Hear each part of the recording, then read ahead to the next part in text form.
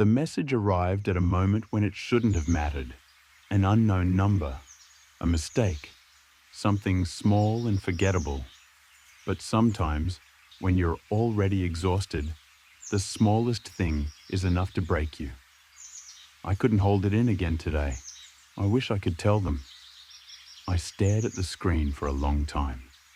The message was simple, but it touched a place inside me that had been quiet for too long. I locked my phone. Then another message came. Sorry, wrong number. That should have been the end of it. I should have ignored it, but I didn't. It's okay, I typed. If you want to talk, you can.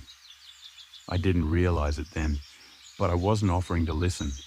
I was asking to be heard. Minutes passed. Then a reply appeared. What would it change if I told you? I didn't know what to say, because I had been asking myself the same question for years. Maybe nothing, I wrote, but it won't stay trapped inside. And they started talking. They said everyone in their life expected them to be strong, that they were tired, but had learned how to hide it, that they loved someone they knew would never choose them, that every morning they woke up telling themselves, today it'll hurt less, and it never did. One sentence cut deeper than the rest. People think you get used to the pain. You don't, you just get quieter. I cried then, silently, with my face pressed into the pillow so no one would hear. Because I had done the same thing for years, not to look strong, but to avoid becoming a burden. And the longer you stay quiet, the more you rot from the inside. As the night went on, the messages grew heavier. Sometimes I don't want to wake up, they wrote. Not to die, just to stop existing for a while. My hands shook while typing. I was afraid of saying the wrong thing. You're not alone, I replied. Right now, someone is truly listening to you. There was a long pause. Then one message. I think I needed someone to say that.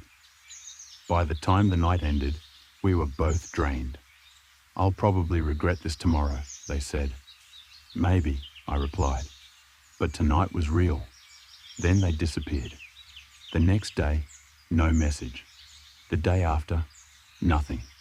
By the third day, guilt started settling in. Had I said enough? Had I failed them by not saying more? Weeks passed, but the conversation stayed with me.